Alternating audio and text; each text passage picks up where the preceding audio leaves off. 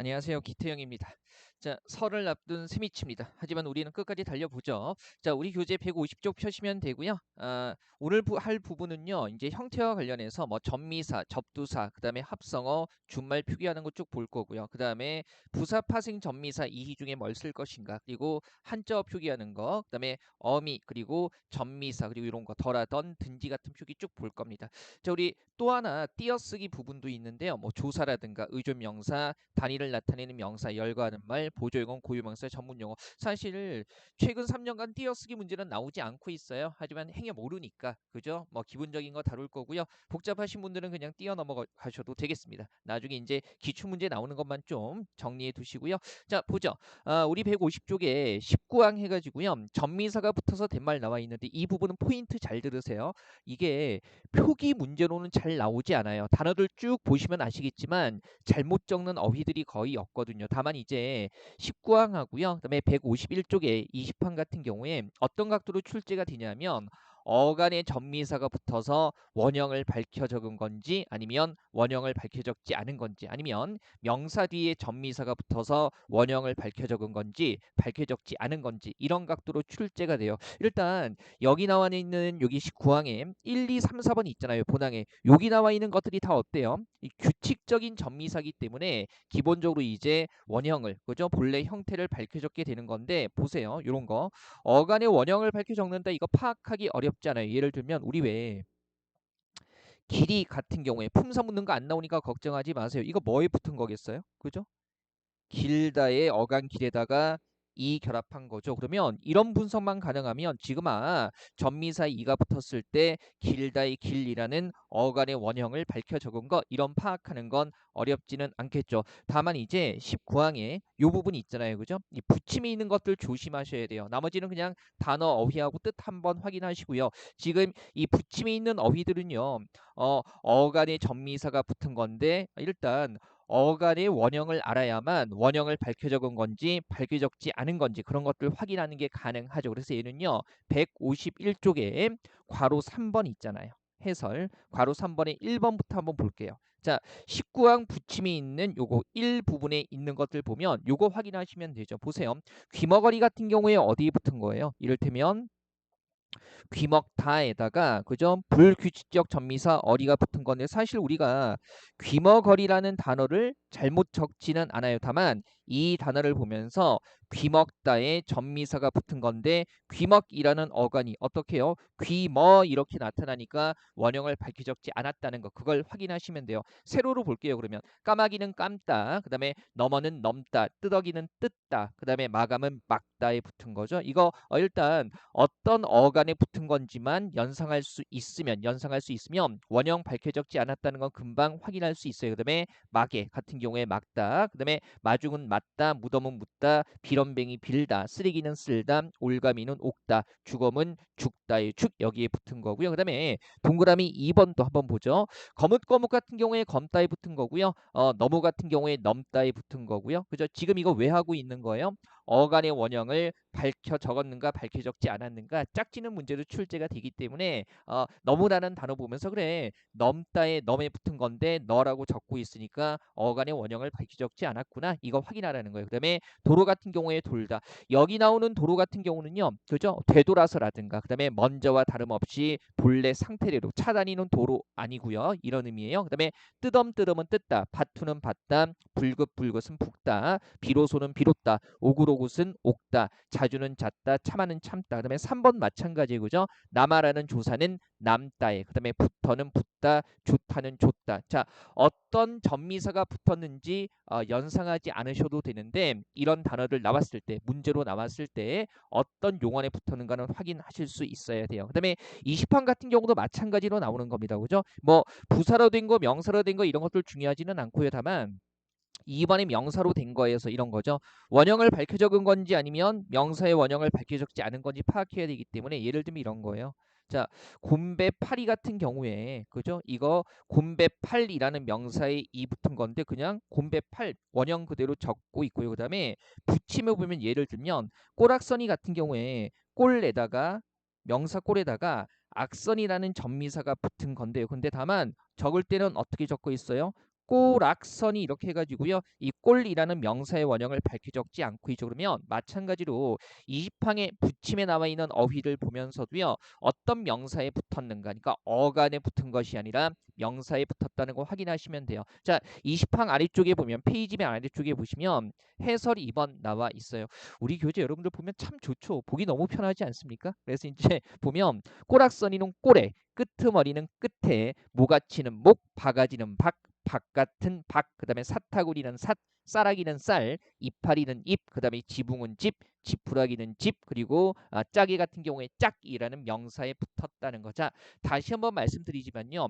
19항, 20항 같은 경우는 어떻게 적는 게 바르게 적는 것인가 이것보다는요. 어간에 전미사가 붙어서 원형을 밝혀 적었는지 원형 밝혀 적지 않았는지, 그 다음에 명사에 전미사가 붙어서 원형을 밝혀 적었는지 밝혀졌지 않았는지 그 정도로만 나와요. 그래서 요거 중심으로 보시고요. 21항은 원리가 있기는 한데요. 시험에 나오는 어휘들이 좀 한정적입니다. 그래서 거기 보면 이런 거 보죠. 원리 이해해도요. 어차피 암기가 필요하기 때문에 그냥 이 부분은 시험에 잘 나오는 단어 중심으로 보시는 게 좋습니다. 2번에 요거. 높다 낮다 그죠? 그래서 일단은 명사나 어간에 자음으로 시작된 전미사가 붙었을 때는 원형을 밝혀 적는다가 21항의 규정인데 높다 낮다 같은 경우도요. 이를테면 높다의 높에다가 얘는 달았다라는 전미사가 붙은 거예요. 그래서 결과적으로 표기가 이렇게 된다. 자, 여기에 나오는 어휘를 가지고 합성어, 파생어 구별하는 거 요즘 나오지 않습니다. 그래서 맞춤법 부분이니까 표기상 주의해야 되는 것만 보시면 되고요. 그 다음에 괄호 3번 해설이 있죠. 맨 아래쪽에. 일단 기본적으로 같은 어간에 붙었는데 표기가 달라지는 거. 그래서 넓적하다, 넙죽하다. 그다음에 다라타나 칙하다 붙었을 때는 널따라타, 널틱하다. 이거 어간의 원형을 밝혀 적지 않아요. 그다음에 합성어기는 하지만 둥글다 결합했을 때 넙둥굴다 해가지고요. 이것도 넓다의 어간의 원형을 밝혀 적는다라는 거죠. 이게 물론 발음에 따라서 적는다는 규칙이 있기는 하지만 발음을 암기하지 않으면 규칙 적용할 수가 없어요. 그래서 다시 한번 말씀드리지만 시험에 상대적으로 잘 나오는 어휘 알아두시면 되고요. 자, 요 부분이 이제 원리를 설명하는 건데 제가 잘 나오는 어휘들만 알아두라고 했죠. 그 다음에 22항 보시면 지금 보세요. 요거 1번하고 2번에 나와 있는 게 피동전미사나 사동전미사 에 결합하는 것들이에요. 그러면 이희딕이나 이희딕이 우구추 등의 전미사들은요 규칙적으로 결합하기 때문에 어간의 원형을 밝혀 적습니다. 얘도 보면 틀리게 적는 거 거의 없을 거고요. 거의 없을 거고 다만 22항 전체의 소리가 좀 봐야 되는 건 뭐냐면 이런 거 받치다 같은 거 있죠. 받치다라고 했을 때 얘는 의미에 따른 용법이 중요해요. 그래서 받다에 강세전미사 치가 붙은 건데요. 말 그대로 거르다라는 의미나 아니면 우리 왜 뭐 채반에 올려서 상추를 채반에 올려서 물기를 빼다 했을 때 그런 의미로 쓰이게 되는 겁니다. 그죠? 그래서 국수나 야채 따위의 물기를 빼다 했을 때 받치다 쓰게 된다라는 거 보시고요. 자, 틀릴 만한 어휘 없습니다. 걱정하지 마세요. 쭉 보시고요. 그 다음에 이제 154쪽에 23항 한번 보시면 얘도 원리가 있기는 한데요. 원리가 있긴 한데 요즘 시험에 원리 외우는 게 큰 의미가 없습니다. 그래서 여기서 우리가 가장 중요하게 봐야 되는 단어는 얼룩입니다. 그죠? 왠지 어떻게 적고 싶어요? 이런 충동이 들죠. 되게 몹쓸 충동이에요. 그래서 얼룩이 같은 경우에 이제 원리를 설명하면 이런 거예요. 얼룩 같은 경우에 하다나 거리다가 붙을 수 없다라는 건 뭐냐면 이 얼룩이라는 어근 자체가 다른 것과 결합해서 단어를 생성할 수 있는 능력이 없다는 겁니다. 그렇기 때문에 얘네는요 규칙적으로 쓰이는 어근이 아니라는 거죠. 그래서 전미사하고 결합했을 때 원형을 밝혀 적지 않는다는 거고요. 다만 이제 이거 외워도 활용할 일이 거의 없어요. 그래서 얼룩이 같은 거 이렇게 적는다. 표기 주의해야 하는 거죠. 그리고 개구리 같은 거 잘못 적지 않잖아요. 설마. 그러지 마세요. 개구리 이렇게 적는 경우 없습니다. 그죠? 보시고 24항에 나와 있는 어휘들 틀리게 적는 거 없어요. 이거 외울 필요 없고요. 그 다음에 25항은 뭐냐면 우리 부사 파생 전미사 중에 히를 적어야 되느냐 이를 적어야 되느냐 이런 것과 관련이 되는 건데 원리는 이런 거예요. 규칙적으로 결합하는 전미사기 때문에 그죠? 원형을 어근이나 부사의 원형을 밝혀 적기는 하는데 사실 우리가 헷갈리는 건 뭐냐면 언제 이를 적고 언제 히를 적는가 하는 건데 얘는요 한글 맞춤법 51항에서 다시 다룰 겁니다. 그래서 일단 확인만 하시고요. 자, 26항 하다나 없다 결합했을 때 이거 그대로 쓰죠. 지금 보세요. 26항에 1번에 나와 있는 딱하다, 숱하다, 착하다, 텁텁하다, 푹하다 잘못 적는 거 없어요. 그 다음에 2번에 없다 붙은 것도요. 그죠? 잘못 적는 거 없잖아요. 다만 1번 어휘에서 제가 빨간색으로 표시해놨어요. 교재에. 푹하다 같은 경우는 용법에 조심하셔야 돼요. 그래서 겨울 날씨가 퍽 따뜻하다 이런 뜻으로 쓰이는 거기 때문에 여름 날씨에는 활용할 수 없는 거죠. 이를테면 8월이라 날씨가 푹하다 이렇게 쓰이진 않는다는 거예요. 그 다음에 요즘에 띄어쓰기 안 나와서 조금 의미가 없기는 한데 지금 2번에 나와 있는 어휘들은요. 한 단어로 굳어진 거예요. 이게 없다가 결합한다고 무조건 한 단어가 되는 것은 아니기 때문에 참고 삼아 알아두시면 되죠. 그래서 제가 요거 송시열 부하 요렇게 외우더라고 했죠. 그래서 송은 시옷입니다. 그래서 시름 없다. 그 다음에 시 상없다. 그죠? 시름 없다, 상없다 이렇게 되는 거죠. 그 다음에 열 했을 때 열없다. 그 다음에 부 부질없다. 그 다음에 하 하염없다 이렇게 되는 겁니다. 송 상없다, 시 시름 없다, 열 열없다, 부 부질없다, 하 하염없다 해가지고요. 요런 단어들은 한 단어로 언제나 붙여 쓴다라는 거. 요즘에는 거의 띄어쓰기 안 나온다고 말씀드렸죠. 자, 그 다음에 155쪽 아래쪽에 보시면 이제 합성어나 접두사가 붙은 말 같은 경우에 27항은요. 얘도요. 표기 자체가 시험에 잘 나오지는 않아요. 그래서 이를테면 둘 이상의 단어가 어울리거나 접두사가 붙었을 때는 원형을 밝혀 적는다는 건데 각각의 형태소의 원뜻이 유지되면 원형대로 적게 되는 겁니다. 그죠? 뭐 가볍게 한번 보시고요. 다만 여기에서 27항 본항에 나와 있는 어휘 중에 흙내 있잖아요. 이거는 흙냄새 해가지고요. 가볍게 보죠. 합성어예요. 그죠? 이 내가 냄새를 뜻하는 거죠. 어근과 어근이 결합한 합성어다 알아두시고요. 그죠? 그 다음에 부침 1 다음 페이지입니다. 155쪽에 156쪽이네요.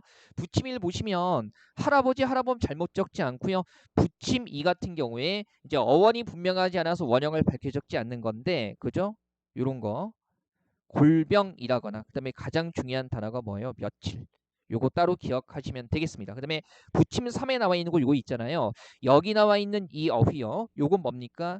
사람의 치아를 뜻하는 이 치자고요. 얘는 해충 이 슬자예요. 근데 치아를 뜻하는 이나 해충 이가 다른 말 뒤에 붙을 때는 일관되게 뭐로 적는다? 니로 적는다라는 거 이거 생각하시면 되겠습니다. 그죠? 니로 적고요. 다만 여기서 우리가 해설상 봐야 되는 게 3번 있잖아요. 아래쪽에. 그죠? 접두사 중에 색깔 강조할 때 쓰는 거 새와 시 그다음에 셋과 쉿 해가지고요. 일단 요거 양성 음성 양성 음성이고요. 이런 거죠. 새나 시 같은 경우는요. 된 소리 거센 소리 그다음에 히읗 앞에서 어간 첫 음절이 양성일 때는 아이의 새, 그다음에 어간 첫 음절이 음성일 때는 그죠? 시 이렇게 쓰게 되는 거고요. 그다음에 셋이나 식 같은 경우는 울림 소리 앞에서 그죠? 어간 첫 음절이 양성일 때는 셋, 그다음에 음성일 때는 쉿 이렇게 적게 됩니다. 물론 일상적으로 잘 쓰기는 하는데요. 그래도 여기에만 초점 맞춰서 문제 나면 헷갈리기도 하기 때문에 조심하시고요. 그다음에 해설 6번 보세요. 해설 6번 보시면 우리 왜 여기 이제 사람이 치아를 뜻하는 이나 해충 그죠? 해충 이 같은 경우는 다른 말 뒤에 붙을 때 일관되게 니로 적게 되는 겁니다. 그래서 이런 거 있잖아요. 우리 왜 윗니라고 했을 때 사람이 치아를 뜻하지만 다른 말 뒤에는 니로 적고 이거 지금 뭐예요? 한글 맞춤법 30항 우리 사이시옷 적는 거죠. 그래서 니은이 덧나기 때문에 표기할 때는 윗니 이렇게 적게 되고요. 그다음에 머릿니 같은 경우도요. 해충이죠. 이를 다른 말 뒤에 적을 땐 니로 적고요. 이때 역시 니은이 덧나기 때문에 머릿니 이렇게 사이시옷 적게 된다라는 거 알아두세요. 그죠? 한번 보시고요. 자, 다음에 28항도 우리가 알고 있는 거예요. 끝소리가 리을인 말과 딴 말이 어울릴 적에 이제 파생어나 합성어 될 적에 리을 소리가 나지 않아서 적지 않는 애들이 있습니다. 그죠? 그래서 주로 이제 이런 말들은요. 리을을 적지 않는 말들은 리을로 끝나는 말 다음에 우리 뭐라고 배웠어요? 그죠? 역사적인 거요. 나도 살자로 시작하는 말 결합했을 때 리을을 적지 않는다는 거 보시면 되고요. 그죠? 다만 이제 이것과 관련해 가지고요. 한자 불, 아니 불 같은 경우에는요. 디귿 지읒으로 시작하는 말 앞에서 부로 읽히고요. 그다음에 부로 적는다는 거죠. 얘는 나도 살자가 아니에요. 그래서 우리 거기 보면 심화 플러스에 한자어 부정의 의미 있잖아요. 이 정도 한자는 암기하시는 게 좋습니다. 한자 표기 문제로 나올 수 있기 때문에 다만 여기서 살짝 조심하셔야 되는 건 요거예요. 우리 왜 긍정의 반대말 같은 경우에 그죠? 이 안일 부자에 정할 정자 쓰는 부정으로 쓴다라는 겁니다. 그죠? 긍정의 반대말 부정은 이렇게 안일 부자에다가 그죠? 이렇게 안일 부자에다가 정할 정자 쓰는 부정 쓴다라는 거. 긍정은 이렇게 써요. 그죠? 긍정. 그 다음에 반대말 부정은 아닐 붙자 쓴다라는 거. 나머지 어휘도 확인은 해두세요. 그래도 이 정도는 나왔을 때 반드시 맞춰주셔야 하고요. 그 다음에 우리 왜 이식과학은 이런 거죠. 끝소리가 리을인말이 파생어나 합성어가 될 때 디귿으로 적는 애들이 있어요. 그래서 역사적인 원리는 외우지 마시고요. 중요한 어휘 사흘 더하기 날은 어떻게 사한날 이렇게 적게 되고요. 그 다음에 삼질 더하기 날도 역사적인 변화와 관련되기 때문에 이건 모든 어휘에 적용할 수 있는 게 아니거든요. 그래서 단어 자체 알아두시는 게 좋습니다. 그 다음에 설 더하기 달, 섣달, 이틀 더하기 날, 이틀날이 아니라 이튿날 이런 식으로 적게 된다라는 거. 그 다음에 며칠 더하기 날 했을 때도 우리 해설 2번이죠. 며칠날 이렇게 적게 됩니다. 어렵지는 않죠. 확인하시고요. 자, 그러면 30항. 우리 왜 사이시옷 적는 규정들은 이미 알고 있어요. 그죠? 우리 핵심 어법에서도 했던 부분들이기 때문에 다만 이런 부분은요. 결론 중심으로 좀 정돈을 해볼게요. 결론 중심으로. 우리 왜 158쪽에 아래쪽에 해설 1번 한번 보시면 그죠? 사이시옷 적는 규정은 뭐예요? 기본적인 조건은 그죠? 하나 이상의 뭡니까? 순 우리말이 포함된 합성어. 이제 정확히는 30항에는 합성어라고 나와 있는데 합성 명사 얘기하는 거예요. 그죠? 하나 이상의 순 우리말이 포함된 합성어에서 뭡니까? 앞말이 뭐로 끝날 때? 모음으로 끝날 때. 그죠?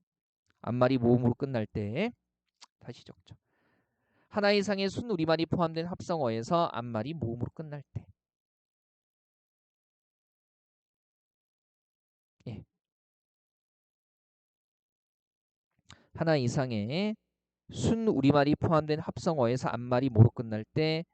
모음으로 끝날 때 세 가지 경우가 있죠. 뒷말의 첫 소리가 뭐 된소리로 발음되거나 그죠? 아니면은 뭡니까? 뒷말의 첫 소리 니은 미음 앞에서 앞 어근의 받침이 니은이 덧날 때 그다음에 뒷말의 첫 소리 모음 앞에서 뭡니까? 니은 소리가 덧날 때 사이시옷을 적습니다. 기본적으로 이 조건을 충족하면 그죠? 된소리로 발음되고 니은 미음 앞에서 니은이 덧나고요. 그다음에 모음 앞에서 니은이 덧나게 되는데 문제가 되는 게 예외들이 많이 있기 때문에 좀 문제가 되는 거죠. 그죠? 이거 한번 보시고요. 우리 보세요. 지금 30항에 1번에 2번 보면 아랫니 같은 경우 나와 있죠. 그죠? 이거 조심하세요. 해볼게요. 우리 사람이 치아를 뜻하는 이는 다른 말 뒤에서 뭐로 적어요? 니로 적게 되는 거죠. 그래서 자 하나 이상의 순 우리말이 포함된 합성어고요. 지금 앞말 모음으로 끝나고 니은 앞에 그죠? 니은 미음으로 시작하는 말 앞에 왔을 때 발음이 어떻게 됩니까? 아랫니에서 앞 어근의 받침에 니은 소리가 덧나요. 이럴 때는 사이시옷을 적어주게 되는 거죠. 아랫니 같은 경우에 제가 왜 말씀드렸냐면 이거 아래 더하기 2의 결합이 아니고요. 이가 다른 말 뒤에 결합할 때 형태인 니의 결합으로 보셔야 합니다. 그죠? 그 다음에 나머지 한번 볼게요. 해설 2번 보시면 가끔 이제 사이시옷 적는 규정 관련해서 사실은 2016년 이후에 그런 문제는 거의 확인이 안 되는데요. 어휘 구성을 물어보기도 해요. 발음은 쉽게 접근할 수 있기 때문에 그래서 순 우리말로 된 합성어인지 아니면 순 우리말과 한자로 된 합성어인지 묻기도 하는데 이럴때 이런 거예요. 여기서 주의해야 되는 게 차 같은 경우에 우리가 사전에 따라서 고유어로 싣기도 하고요. 순우리말로 싣기도 하고 한자로 싣기도 하는데 한글 맞춤법 30항에 사이시옷 적는 규정 관련해서 차는 언제나 뭐로 보면 된다? 마시는 차 얘기하는 거예요. 순우리말로 보면 되고요. 그 다음에 한글 맞춤법 30항 사이시옷 적는 규정과 관련해 가지고요. 양침물의 양치 같은 경우는 뭐로 파악하면 된다? 한자어로 파악하면 된다는 겁니다. 그죠? 한번 보시고요. 그다음에 159쪽에 3번 한번 보면 이제 틀리기 쉬운 사이시오 표기 어휘해 가지고요. 이 괄호 3번에 1번 볼게요. 일단 여기서 우리가 잘 봐야 되는 게 갑, 국, 길 있잖아요. 요거 우리 이런 거예요. 모음으로 끝나는 명사 뒤에 어차피 사이시옷 그러면 모음으로 끝나야 되잖아요. 모음으로 끝나는 명사 뒤에 갑, 국, 길이 결합하면 무조건 사이시옷을 적습니다. 그래서 요거 잘 알아두시고요. 그다음에 말 결합한 애들 중에서 노랫말이나 존댓말 같은 경우는요. 니은 소리가 덧나기 때문에 사이시옷을 적어요. 그다음에 2번에 공깃밥, 막내동생, 꼭지점, 머릿돌 얘네도 다 사이시옷 적는 어휘라는 거 알아두시고, 그다음에 4번에 이 사이시옷 적는 규정이 원체 발음 따라 움직이기 때문에 예외가 많아요. 다만 이 예외 중에서 시험에 잘 나오는 거, 특히 모음으로 끝나는 말 다음에, 단어 다음에, 명사 다음에 말 결합했을 때, 그죠? 말 결합했을 때 어떻게 되는 거예요? 예, 사이시옷 적지 않는 거. 그래서 5개. 머리말, 꼬리말, 예사말, 그 다음에 인사말, 그리고 반대말 같은 경우는 사이숏을 적지 않는다는 거, 이거 꼭 기억해 두시죠. 그죠? 그래서 머리랑 꼬리랑 윗사람 아랫사람, 그죠? 예사말로 인사하는 거, 나는 반댈세, 서로 존중해야 되기 때문에 언제나 존댓말 쓰라고 했잖아요. 제가 그래서 머리랑 꼬리랑 예사말로 인사하는 거, 나는 반댈세, 언제나 서로 존댓말 쓰는 겁니다. 그죠? 존댓말은 사이시옷 들어가죠. 이렇게 해서 알아두시고, 그다음에 우리 왜 동그라미 2번 관련해 가지고요. 계속 괄호 4번에 2번 보고 있는 겁니다. 교재 보고 잘 따라오고 계시죠? 일단 한자 같은 경우는 사이쇼 적는 게 6개밖에 없어요. 많이 했기 때문에 바로 치겠습니다. 그죠? 곧세, 숫, 차트, 퇴 이렇게 6개밖에 없고요. 그러면 다른 한자어를 같은 경우에, 즉 어휘 전체가 한자어일 때는요. 된소리 발음이 나타난다 할지라도 뭐 적지 않습니까? 사이쇼 적지 않아요. 그래서 특히 조심해야 되는 게 마구간이라든가 그 다음에 전세방, 얘네는 지금 된소리 발음이 나지만 어휘 전체가 한자이기 때문에 사이쇼 적지 않아요. 그죠? 그 다음에 동그라미 3번에 그죠? 된소리나 거센소리 앞에서 사이쇼 적지 않습니다. 그래서 나루터 이런 것들 뒷들 뒤편 위쪽 이쪽 보시면 되고요. 그 다음에 사이쇼는 기본적으로 합성어 합성 명사에서 적는 거기 때문에 그죠? 이렇게 전미사 결합한 파생어에서는요 사이시옷 적지 않습니다. 그래서 햇님이 아니라 해님 이렇게 적어야 되는 거죠. 오른쪽에 보조단 잠깐 보세요. 어휘 구성이 비슷한데 사이시옷 표기가 달라지는 경우가 있어요. 이것도 그냥 암기하셔야 돼요. 그래서 기왓장, 기와집, 그 다음에 예산일, 예사말, 전셋집, 전셋방, 이거는 뭐 21년에 나온 거기도 하죠. 그래서 전셋집은 된소리로 발음되고요. 집이 순 우리말이기 때문에 그죠? 전셋집 사이시옷 적고요. 그다음에 전세방은 된소리 발음이 나기는 하지만 어휘 전체가 한자이기 때문에 사이시옷 적지 않습니다. 전 더하기 세방의 구조가 아니라 전세 더하기 방의 구조이기 때문에 사이시옷 적는 세방하고는 관련이 없습니다. 그죠? 어휘 구성이 달라요. 전세 더하기 방 이렇게 되는 거고요. 자, 보는 김에 합성어 정령 30이랑까지 한번 보죠. 자, 비읍 소리나 히읗 소리가 덧나는 거. 옛날 어휘에 비읍이나 히읗이 있었던 애들이죠. 일단 비읍 소리가 덧나는 것 중에서 제일 중요한 거, 우리 왜 쌀 같은 경우는 당해 난이라는 의미 더할 때 그죠? 접두사 해가 붙는데 옛날에 쌀을 이렇게 적었었기 때문에 다른 말과 결합하는 과정에서 비읍 소리가 덧나죠. 그죠? 그 다음에 히읗 소리가 덧나는 거. 그래서 살 더하기 고기 했을 때 살의 받침이 옛날엔 히읗이 있었기 때문에 고기와 결합했을 때 축약돼서 어떻게 해요? 살코기 이렇게 적게 되는 거죠. 중요한 거 안팎 이런 것도 있습니다. 안 더하기 박 했을 때 안에도 옛날에 받침의 옛날이에요. 중세고 때 히읗이 있었기 때문에 박과 결합했을 때 거센 소리, 히읗 소리가 덧나서요. 결국 비읍과 축약돼서 안팎 이렇게 적게 되는 거죠. 자, 정확히 적어볼게요. 살코기, 그 다음에 안팎 이렇게 되는 겁니다. 어려운 거 없죠, 그죠? 역사적인 이유 같은 거 외울 필요 없고요. 자, 핵심적인 어휘 암기하시면서 다만 더불어 그래, 그래서 이렇게 적는 게 맞는 거구나 정도로 이해하시면 되겠습니다. 자, 13강은요 이 정도로 해서 마무리할게요.